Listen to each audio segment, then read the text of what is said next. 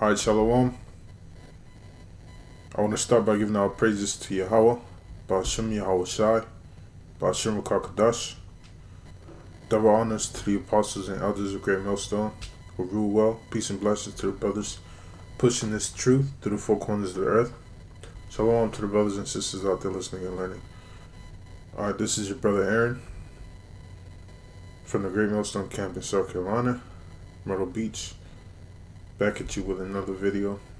I'm going to go into the topic of the Cyrus Cylinder. It's an artifact during the time of Cyrus the Great. When he conquered Babylon. Alright, it's a prophecy in Daniel. Let's get it. Starts in Daniel 5 when it goes into Belshazzar's feast. First, I have some videos that I want to go over. Well, just a video.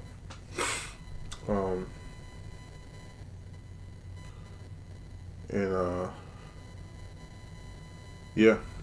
So, about this topic, this is just for the edification of the believers. Just give the believers out there more fuel in their faith. This is not to prove to any unbelievers, because the unbelievers, man, I've seen people bring out edification, different documents, historical documents, proves that we're the true people of the scriptures.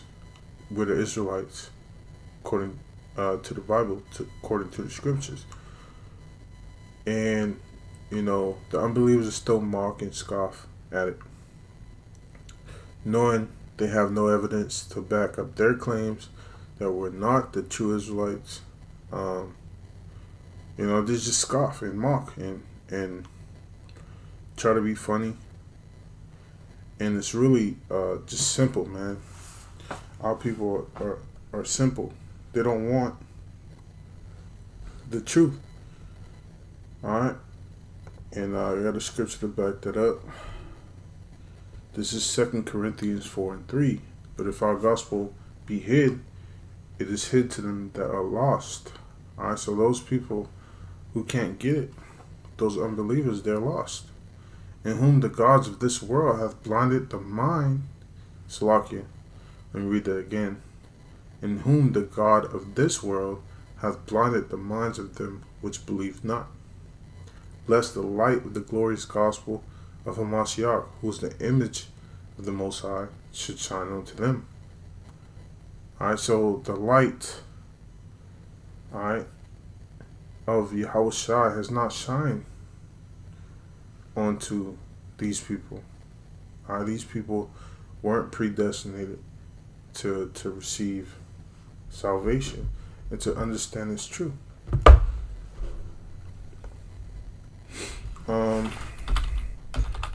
Something that I bring out a lot, Hosea 4:6.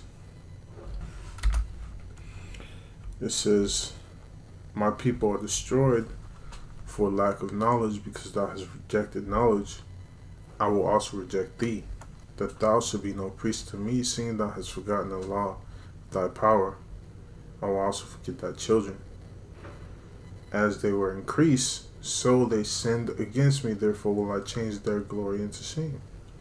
Okay? And our people, they're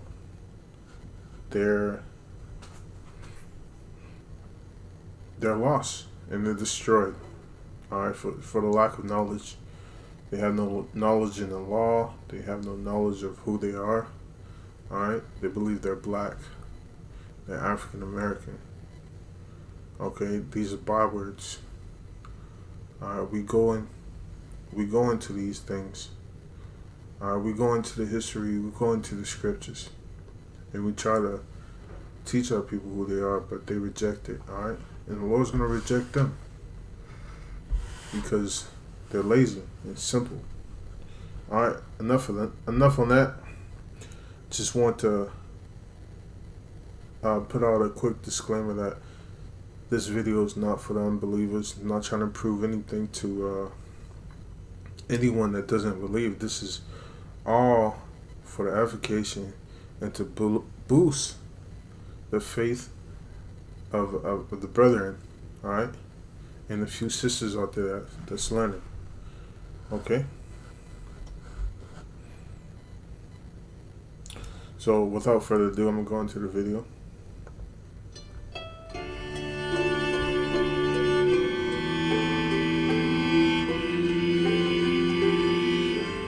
One of the great things about the objects we make is that they live longer than we do, so they can have many different lives. In every one of their lives, in every different generation, they can acquire different meanings, so their meaning can become richer as time goes on. One of the most extraordinary objects in that regard is the so-called Cyrus Cylinder. It's about 2,500 years old. It's a small barrel-shaped piece of clay covered with cuneiform inscriptions. Discovered in 1879 by a British Museum expedition to Babylon, now in modern Iraq. But to understand the Cyrus Cylinder, we need to start with the world from which it came, a world in which Iran, Persia, reigned supreme.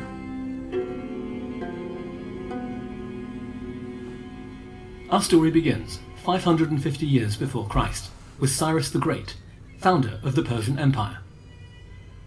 After uniting the Persian and Median tribes, Cyrus came into conflict with King Croesus of Lydia in what's now modern-day Turkey. He defeated Croesus in battle. Cyrus then clashed with the powerful Babylonian Empire to the west.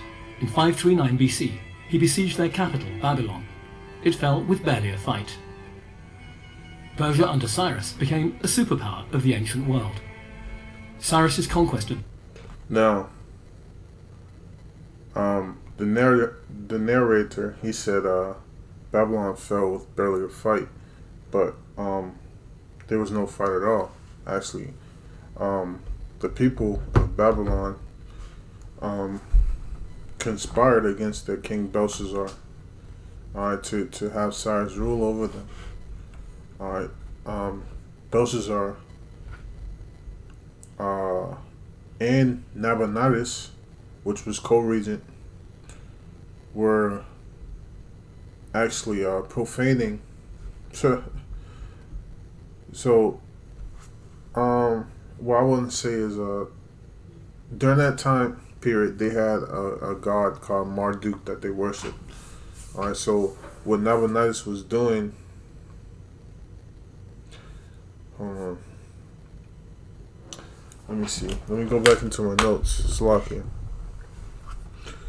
What Nabonidus was doing, I think, let's see.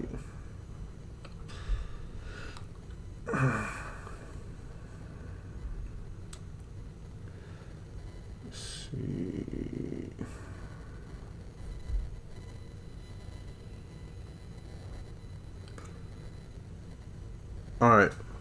He suppressed the worship of Marduk. Nabonidus, because Nabonidus wasn't native to that land or to Babylon, he was part of the Assyrian, the Assyrian, how would you say it, royalty from the Assyrian Empire. All right, so he came down and they came down with Nebuchadnezzar and ruled over Babylon. And they worship a god called Nebo or Nabu. And they suppress the worship of Marduk, which is both idols. But this is what happened, and the people was against it. Cyrus was a savior to the people in Babylon during that time period. So there was actually no fight. And Daniel actually provides that evidence that there was no fight. Okay? Let's continue the video. Babylon had been predicted and was described in the Old Testament by the Jewish prophet Daniel. That very night, the Babylonian regent Belshazzar had held a feast. He feasted using the sacred... Slakia. The idol was called Nabu. Alright, Nabu. That was the idol that Nebuchadnezzar also, Belshazzar, they worshipped. Okay? gold vessels from the temple in Jerusalem. And then suddenly, miraculously, there was a hand writing on the wall, and the writing said, "You have been weighed in the balance, you've been found wanting, and your kingdom will be given to the Medes and the Persians." So from this we have the expression, the writing is on the wall, and we have Rembrandt's great painting, Belshazzar's Feast. Within hours, the great empire of Babylon was no more. Cyrus justified his invasion to the Babylonian people in a proclamation written on clay tablets such as this one, which are likely to have been widely distributed. Surviving fragments, along with the Cyrus Cylinder, carry identical... I'm going to go back and just go and over then what he suddenly, said. miraculously, there was a hand writing on the wall, and the writing said, "You have been weighed in the balance, you've been found wanting, and your kingdom will be given to the Medes and the..." Okay, and that's in Daniel 5. Let's go into it, since he said it. Alright, so this was the feast that Belshazzar had. I'm just going to skim through it. I'm going to read scriptures to just kind of get the gist of it. Alright, so this is Daniel 5:1. Belshazzar the king made a great feast to 1,000 of his lords, and drank wine before the 1,000. Belshazzar, while he tasted the wine, commanded to bring the golden vessel, golden and silver vessels which his father Nebuchadnezzar had taken out of the temple which was in Jerusalem, that the king and his princes, his wives, and his concubines might drink therein. Alright, so they chose to drink the holy vessels, alright, out of the temple in Jerusalem that was sacked by Nebuchadnezzar, which is sacrilege. Alright, it's which ought not to be done. Alright, and they did it. Alright, so let's see. Alright, so Daniel 5:5, it says, "In the same hour came forth fingers of a man's hand, and wrote over against the candlestick upon the plaster of the wall of the king's palace. And the king saw the part of the hand that wrote. Then the king's countenance was changed, and his thoughts troubled him, so that his joints of his loins were loosed, and his knees smote one against another." Alright, so he was weak in the knees. You know, his knees buckled, and he was so afraid. So it goes on to say that, you know, the person who can interpret the writing would receive many gifts. He will be made the third king in the kingdom. Let's see. Alright, 5 and 7. Daniel 5 and 7. The king cried aloud to bring in the astrologers, the Chaldeans, the soothsayers. And the king spake and said to the wise men of Babylon, "Whosoever shall read this writing and show me the interpretation thereof shall be clothed with scarlet, and have a chain of gold about his neck, and shall be the third ruler in the kingdom." Alright, and there's a significance to what he said, shall be the third ruler in the kingdom. Now, I told you about Nabonidus. Nabonidus was one of the rulers in the kingdom. He's not mentioned in the scriptures, but he was the father to Belshazzar. Let's see if it's in the Wikipedia. Alright, and you see, like it says here, his successor was Cyrus the Great, because Cyrus the Great, he took over the kingdom. Now, let's see. Alright, his predecessor was Labashi Marduk. Now let's go into it. Let's see if Belshazzar is in here. See, Nabonidus, meaning may Nabu be exalted. So that was their god. All right. And one of the things about these names in the ancient time, these names had meanings. So if you can go into any biblical figure and research their names, it'll tell a lot about the person that lived. Because, especially in the scriptures, because what the scriptures does is omen. So basically your name means, is the characteristic is of how you live your life. And that's basically how the Most High did it. Let's see.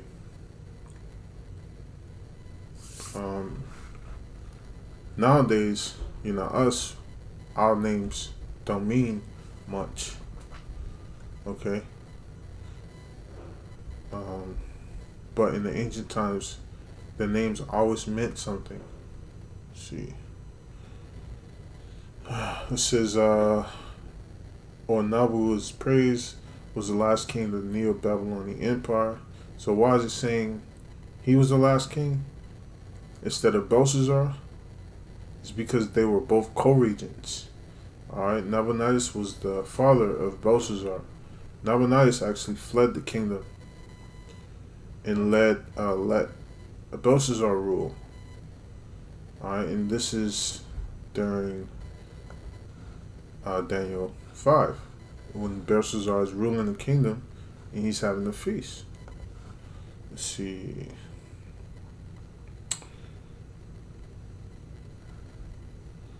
The end of his reign, marking the end of 1,000 years of Sumero Akkadian states, kingdoms, and empires. One of the most vibrant. Let's see. It's not what I'm looking for. Let's see. Okay. Alright, so he was related to Nebuchadnezzar through marriage. Alright. Let's see. Nabonidus' mother, Adogape, was of Assyrian or Aramaean ancestry. His father, Nabu Balatsu Ikbi, of whom little is known, was probably also either Assyrian or Aramaean. Alright? So he wasn't related to Nebuchadnezzar through blood. Let's see. Alright, Nabonidus was to his own apparent surprise proclaimed king after deposition and murder of Labashi Marduk 556 BC in a plot likely led by Nabonidus' son, Belshazzar. Alright, there you go. Belshazzar was the son of Nabonidus. Let's see. Let's go back to it. So this is why Belshazzar said he could make whoever read the writing, interpreted the writing, the third ruler in the kingdom, because there was already a first ruler and a second ruler, which is Belshazzar. Okay. Then came in all the I'll skip that part. Alright, so the king's men told him about Daniel, and we're gonna skip to Daniel 15.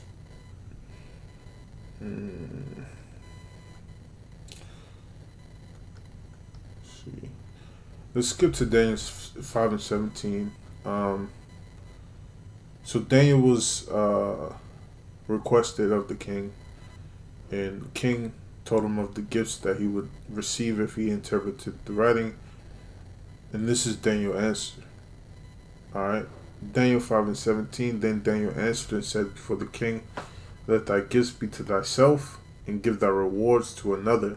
Yet I will read the writing unto the king, and make known to him the interpretation.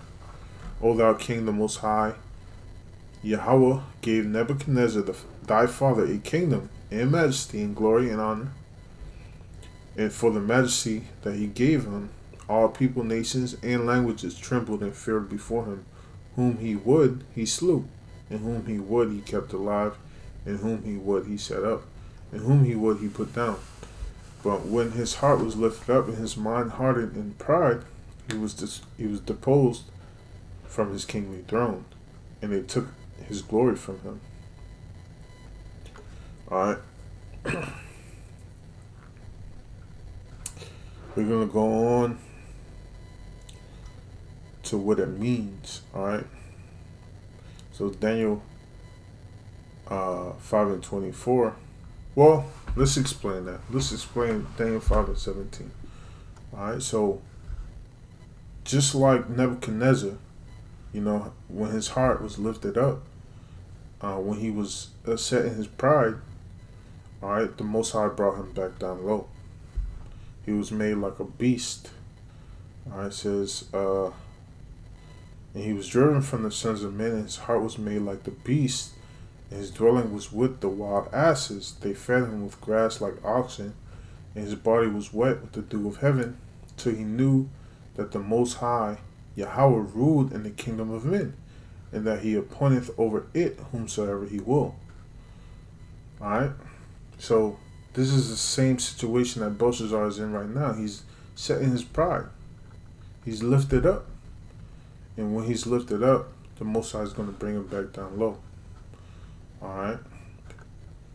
Then was the part of the hand sent from him, and this writing was written. And this is the writing that was written.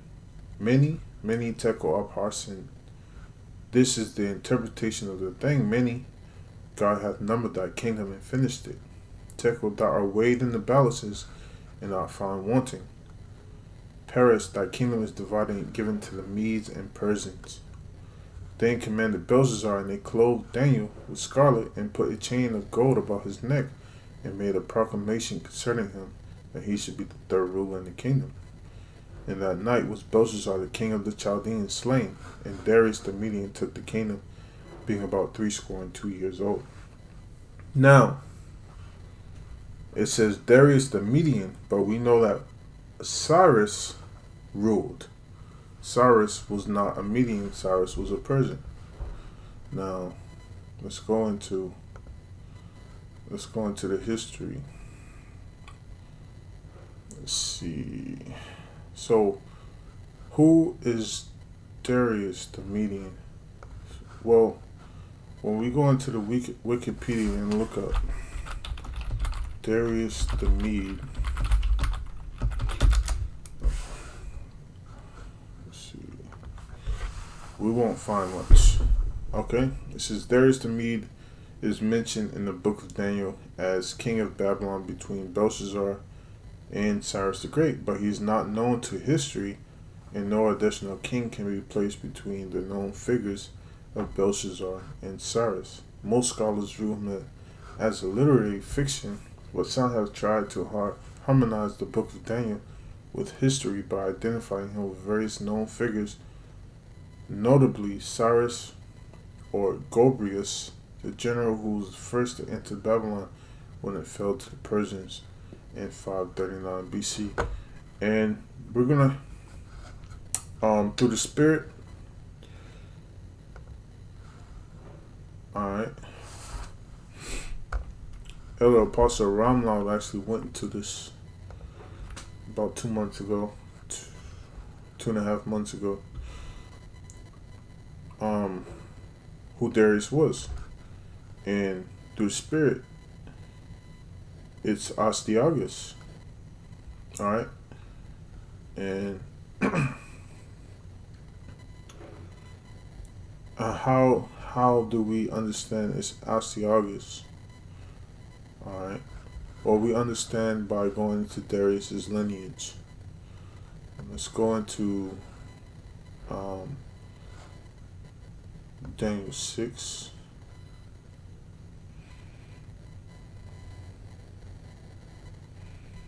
Actually, was it Daniel 9?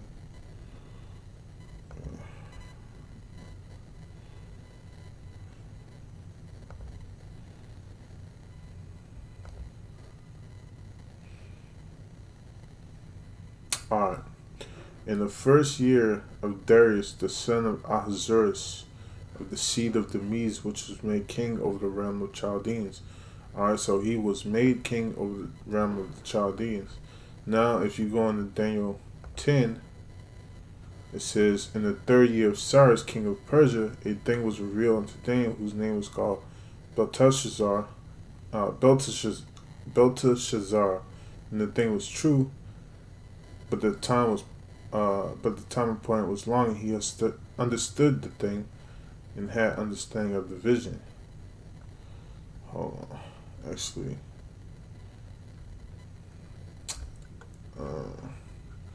it's not what I'm looking for.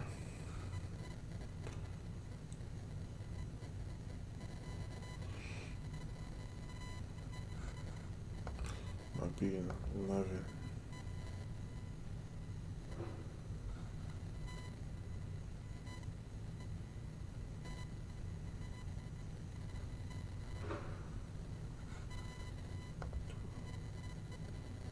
Okay.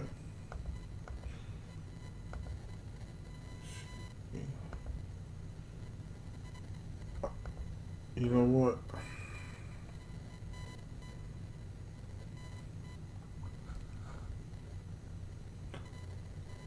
It's lucky. But what we're dealing with Daniel 9 is good enough. Alright, it says he's the son of Ahasuerus. Alright. And this is the different Ahasuerus. Alright.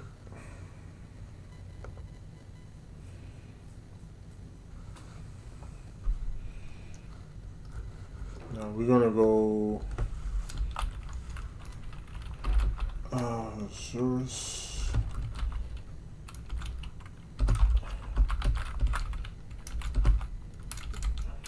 We're gonna search it up in Olivius because Olivius is much better. And when we search up Ahasuerus and Olivius, we get Emistris. Okay. And you gotta really go into the lineage to figure this stuff out. Alright, because hey, you gotta study and show thyself approved.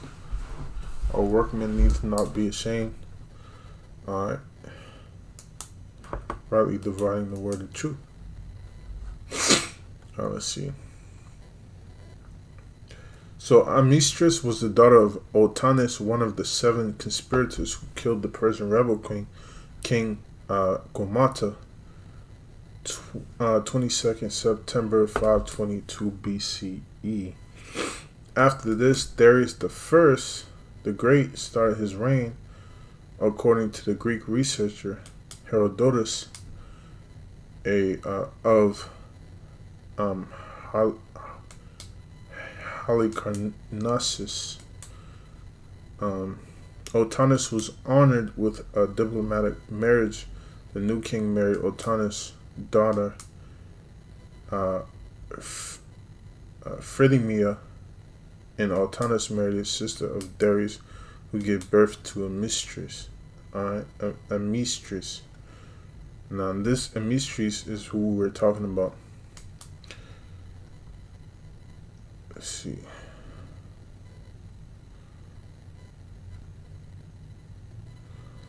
When Darius died in 46, Amistris must have been in her 30s. She was married to the crown prince Xerxes. Herodotus describes Queen Amistris as... Alright. So, I wish I could kind of zoom into this family tree right here. Let's see what we can do.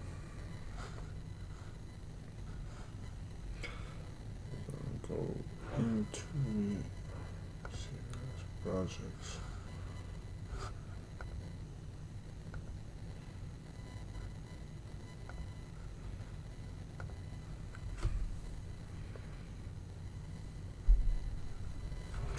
Alright.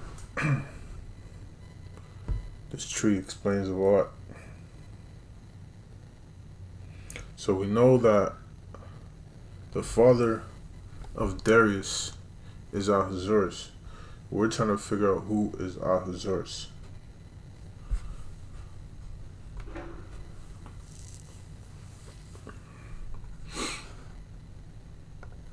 You know what? That's not working here. So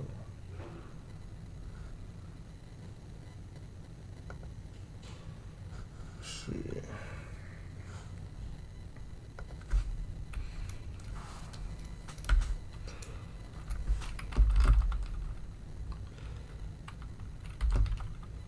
Actually,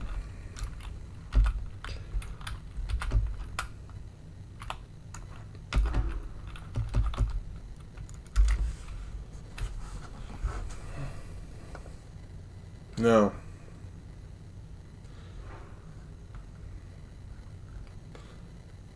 Let's see. All right, there we go. There we go. So this guy, Cyrus, is an ancient Greek. All right. Now the old Persian is this word right here.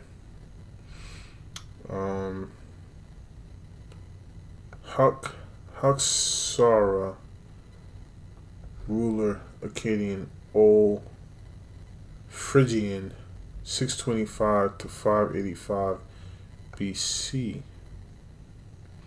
Okay. So this is the father of Astyages right here. When he died, when Cyrus died, Astyages was his successor. Alright, in 585 BC to 550 BC. So we know in 550 BC, Astyages, if we go into the history, we know that Astyages lost to Cyrus. Alright. Let's see.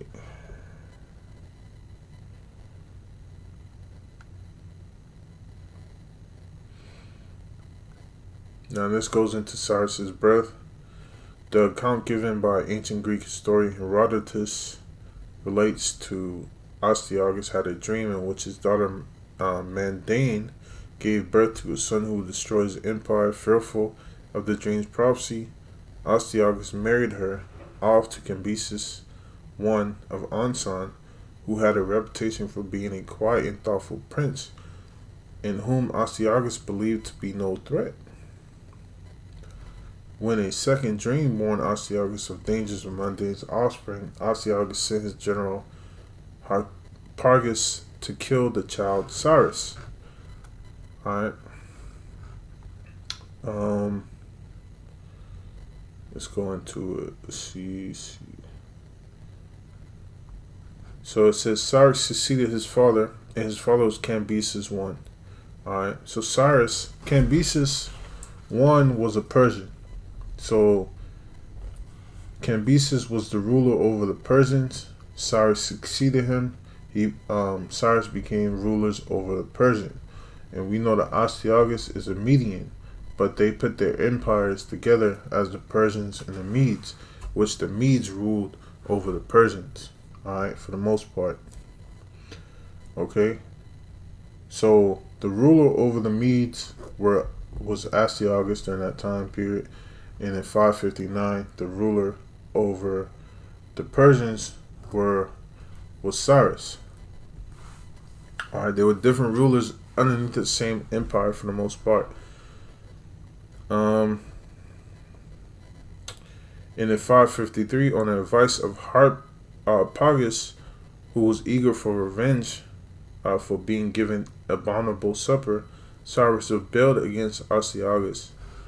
After 3 years of fighting, Astyages' troop mutinied during the Battle of Pasargadae, and Cyrus conquered the Median Empire.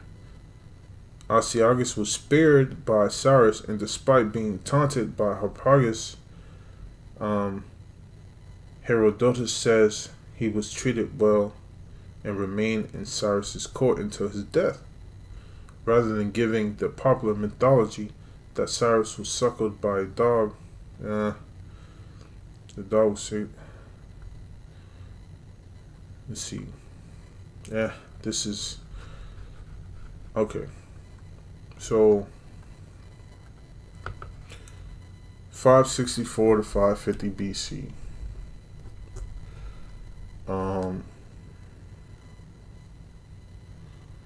That was his reign. Hold up. When was he born?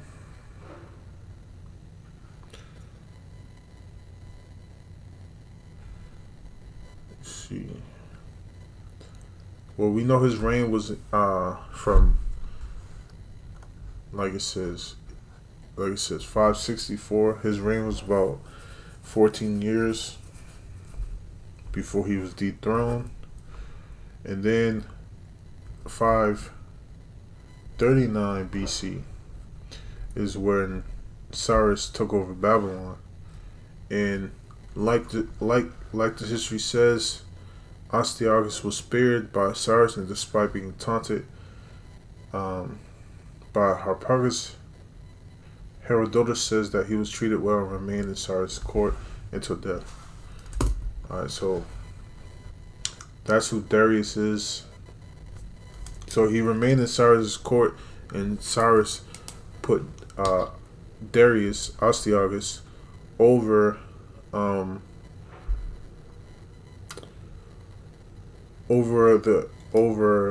Babylon, the rule of Babylon. Okay. So let's see.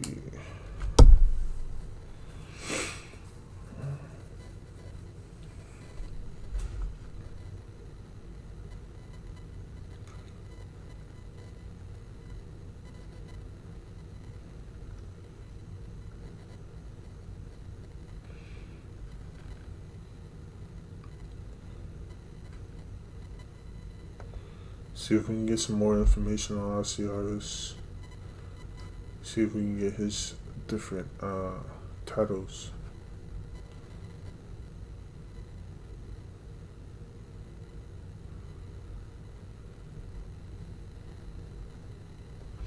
But to go on, Darius, just like Cyrus, is a title. Okay. And Darius the Mede, through the Spirit, is most likely Astyages. Okay. Let's see. Now we're gonna go on to continue out this video right here. Persians. So from this we have the expression, the writing is on the wall, and we have Rembrandt's great painting, Belshazzar's Feast. Within hours, the great empire of Babylon was no more. Cyrus justified his invasion to the Babylonian people in a proclamation written on clay tablets, such as this one, which are likely to have been widely distributed. Surviving fragments are logged. And like I said I said earlier that the kingdom was taken without violence. Alright? So soon after the interpretation, that same night, Belshazzar, the king of the Chaldeans, slain. Okay, it didn't say anything about violence upon the land or anything like that. And the Cyrus Cylinder actually goes into the history. Well, it backs up that claim that the kingdom was taken without violence. Cyrus, his proclamation was that he wanted to restore the worship of Marduk, alright, for the people of Babylon. Because, like I said earlier, that was being suppressed in the stead of the worship for Nabu, which is an Akkadian, Assyrian god. Okay. Along with the Cyrus Cylinder, carry identical wording. Because the Cyrus Cylinder that was meant for a Babylonian audience, it was written in the Babylonian language, which is a Semitic tongue related to the modern languages of Hebrew and Arabic and Aramaic. The writing system which Cyrus's officials used was the traditional cuneiform script, which had been invented in ancient Iraq well before 3000 BC. It is written by pressing a stylus, something a bit like a chopstick, into the surface of the clay, which is nearly dry, and the signs which convey the sound of the language consist of different arrangements of these strokes. They're written one by one, and the reader has to join them up, and the sound emerges from the clay. This is the line that says, I am Kurash, Shar Kishshati, king of the world, the great king, king of Babylon, and so it goes on. So we're going to write Kurash. So the first sign, Ku, has a big vertical, two small horizontals, one bigger horizontal, a little vertical, and another horizontal, like a box. This is Ku. Then Ra, we have three strong horizontals to begin. All right. So that's it on the video.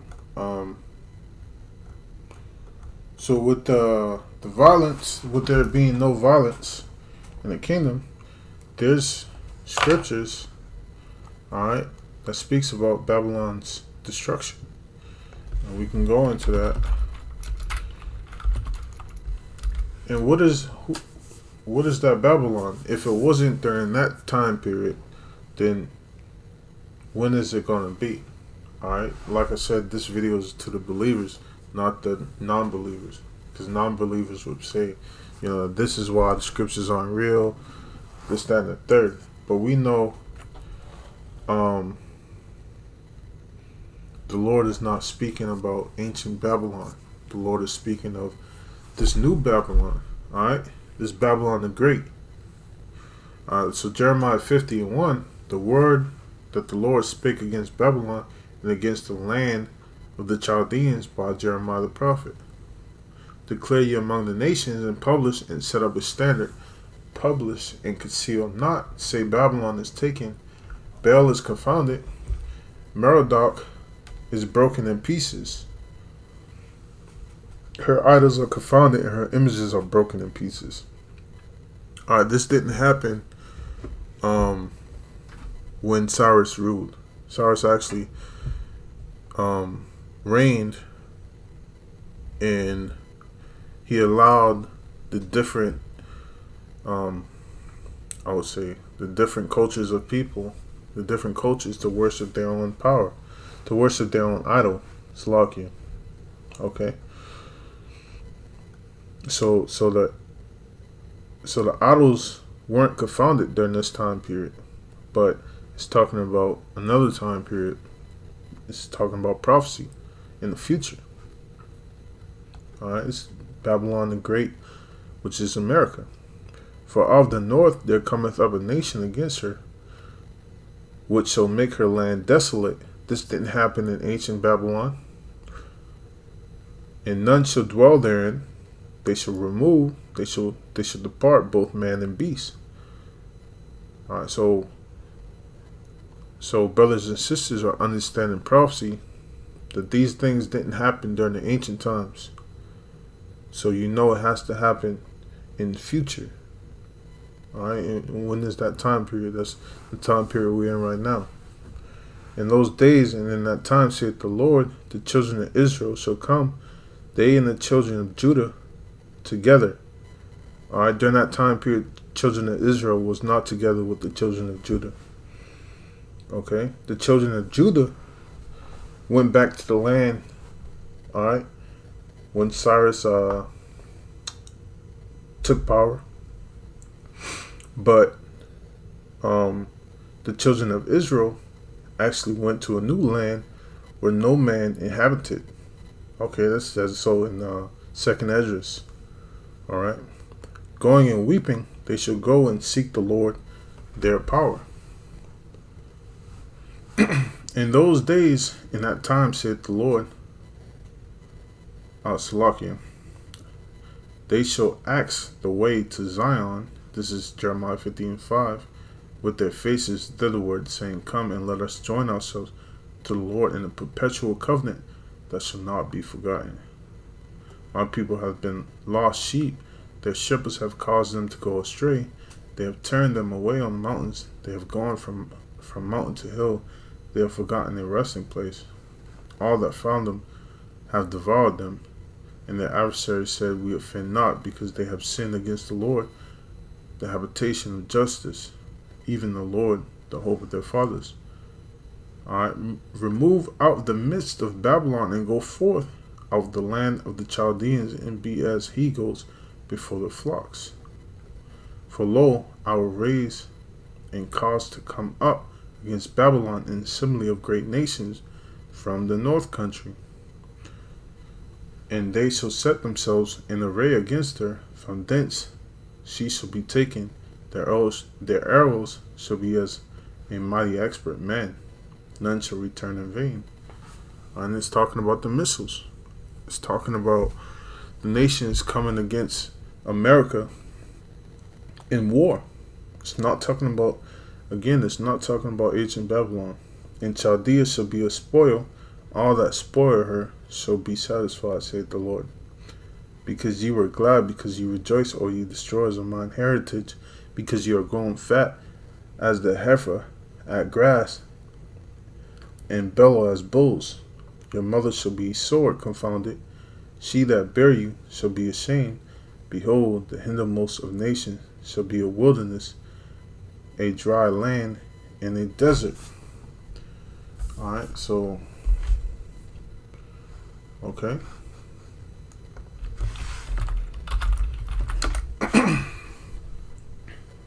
Let's see. Alright.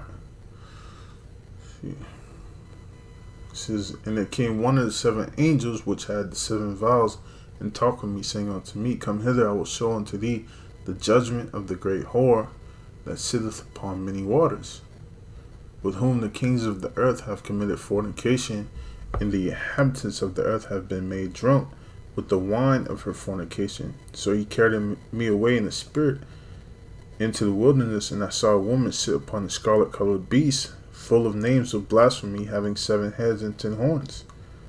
And the woman was arrayed in purple and scarlet color, and decked with the gold and precious stones and pearls, having golden cup in her hand, full of the abominations and filthiness of her fornication. Alright.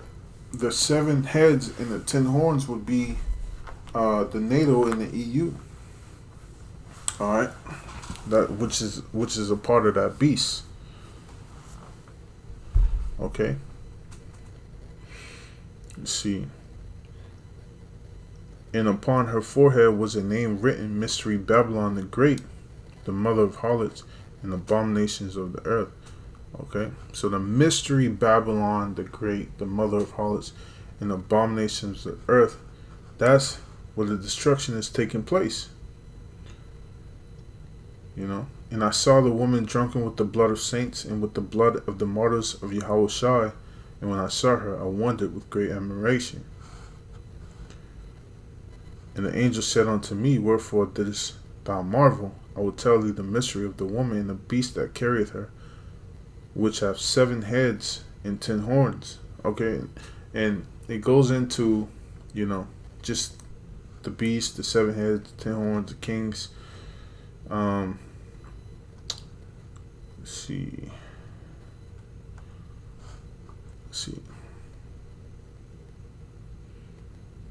But yeah, it talks about the destruction of Babylon.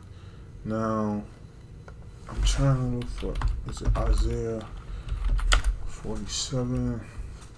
Okay, there we go.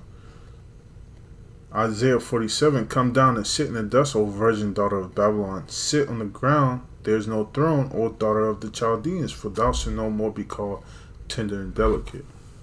Take the millstones and grind meal, uncover thy locks, make bare the leg, uncover the thigh.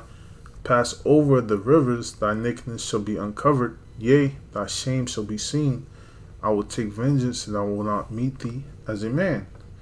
As for our Redeemer, the Lord of hosts is his name, the Holy One of Israel. Alright, this is talking about the throne of America being cast down. Alright, by Yahweh, by Hashem Yahweh Shai, by the Lord. I was wroth with my people, I have polluted my inheritance, and given them.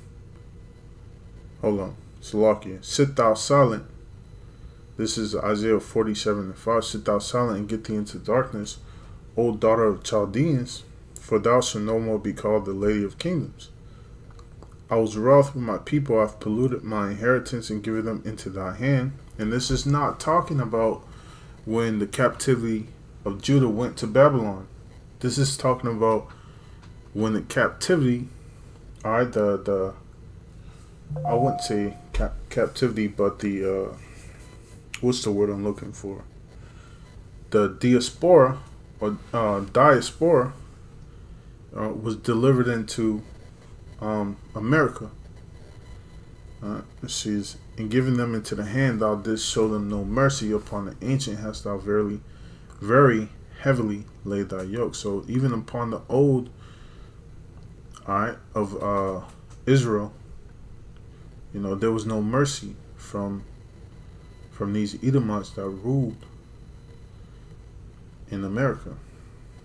And thou saidest, I shall be a lady forever, so that thou didst not lay these things to thy heart, neither didst remember the latter end of it. Let's see. Alright, so they thought, you know, their kingdom would go on forever. Therefore hear now this, that thou that art given to pleasures, that dwellest carelessly, that sayest in thy heart, I am and none else beside me, I shall not sit as a widow, neither shall I know the loss of children, but these two things shall come to thee in a moment, and one day the loss of children and widowhood, they shall come upon thee in their perfection, for the multitude of thy sorceries, and for the great abundance of thine enchantments. For thou hast trusted in thy wickedness, thou hast said, none seeth me, thy wisdom and thy knowledge, it hath perverted thee. Thou hast said in thy heart, I am, and none else beside me. Therefore shall evil come upon thee, thou shalt not know from whence it riseth, and mischief shall fall upon thee. Thou shalt not be able to put it off, and desolation shall come upon thee suddenly, which thou shalt not know. Now, I want to go into 2nd Esdras. See, I think 2nd Esdras 15.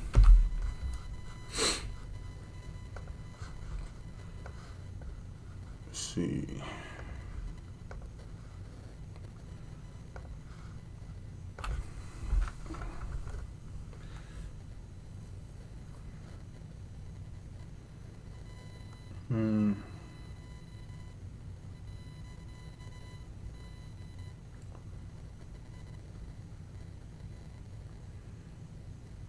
Talks about the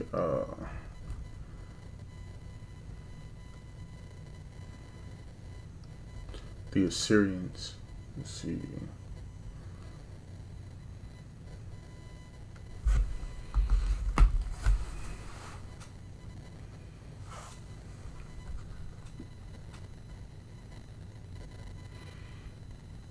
Yeah, the Carmenians and the Assyrians.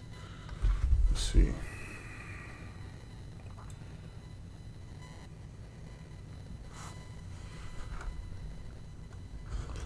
You know what? Better yet, we're gonna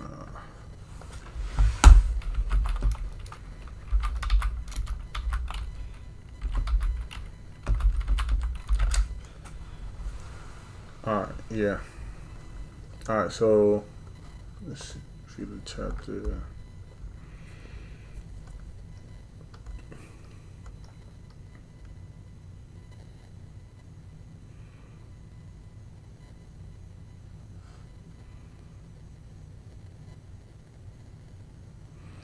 Okay. So this starts at 2nd Esdras 15 and 28. Behold, in a horrible vision, in the appearance thereof from the east. Okay, so we this is goes into the Cyrus Cylinder. Talks about Cyrus, who's a Persian, okay, and the Medes. Now, if you go back to Daniel, let's go back to Daniel in 5, and what Daniel said, he says, Daniel 5 and 28, thy kingdom is divided and given to the Medes and Persians. So in this time period, the Medes and Persians took the kingdom and it was divided. But it also has a symbolic for what's going to happen in this time period that we're living in now. Okay, so the Medes would be, of course, Russia, because Russia is living in that land, and the Persians would be Iran. So let's go to 2nd Esdras 15 and 28. Behold, in horrible vision, in the appearance thereof from the east, where the nations of the dragons of Arabia shall come out with many chariots, and a multitude of them shall be carried as the wind upon the earth, that all they which hear them may fear and tremble. Okay, so these are the missiles coming from Arabia. Also the Carmenians ranging in wrath shall go forth as wild boars of the wood, and with great power should they come and join battle with them, and shall waste a portion of the land of the Syrians. Alright, now we know that Nabonidus and Belshazzar was of the Assyrians. Okay, let's see, that was in Astyages' history. Alright.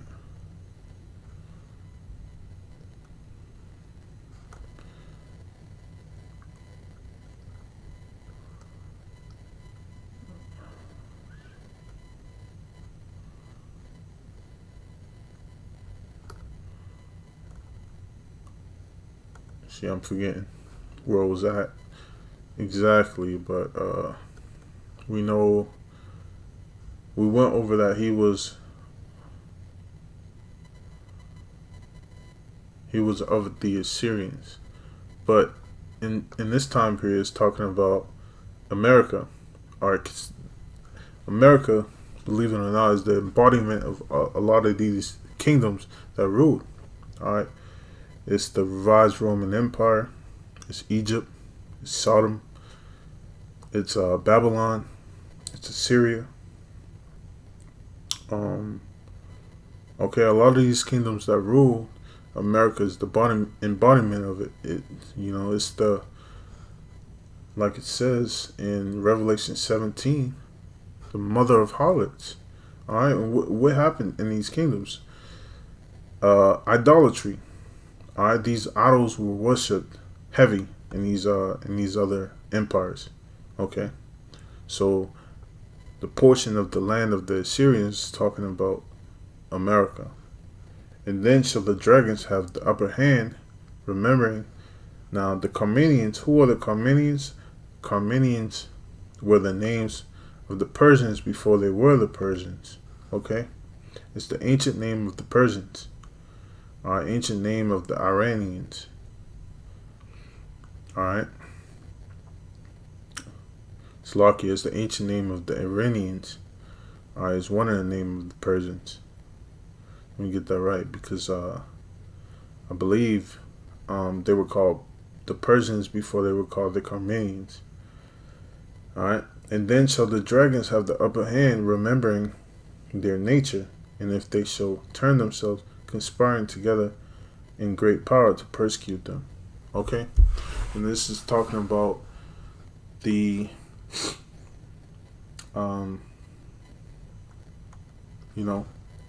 the missiles coming, and these nations coming against Babylon the Great.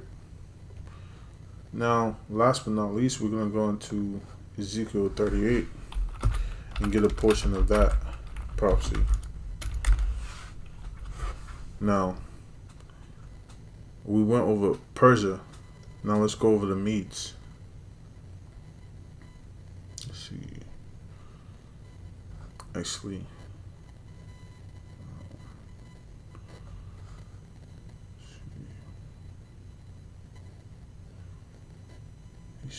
let's see.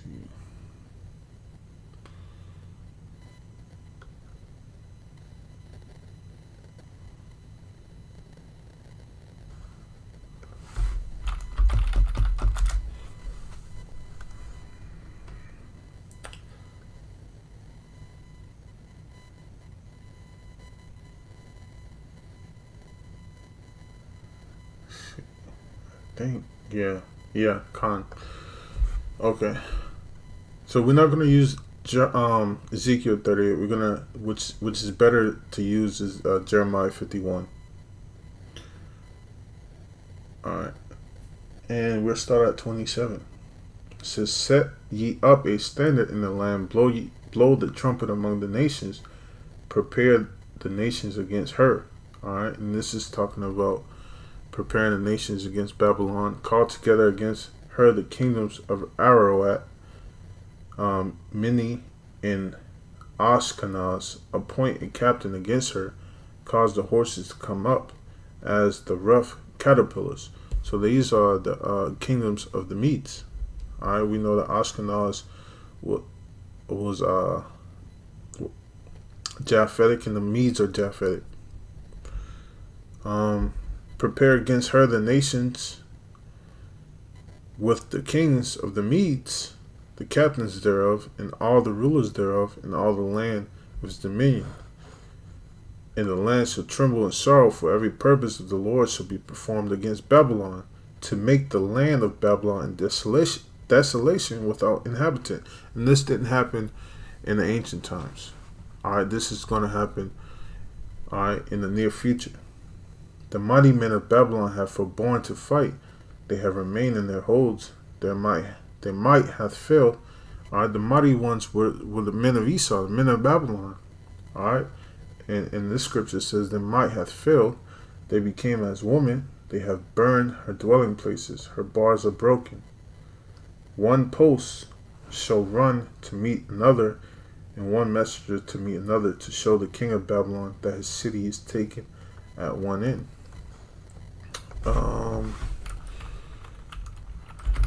And I said,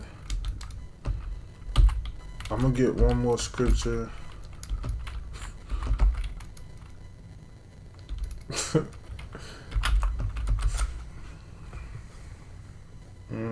No, that's not it.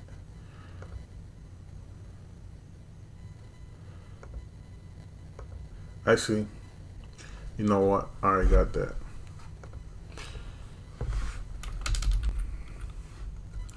And this was the scripture right here. Alright, come down and sit in the dust, O virgin daughter of Babylon.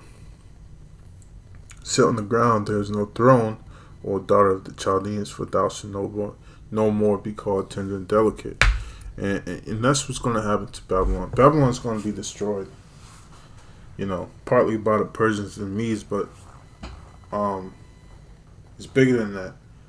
Most High Yahweh and his son Yahweh Shai is going to destroy this wicked kingdom, man. This wicked establishment, the beast, all of it. The Lord is going to take back the kingdoms of the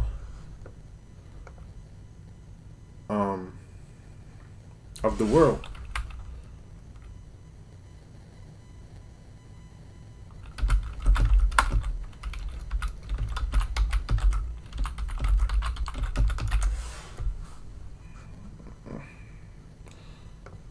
Let's see.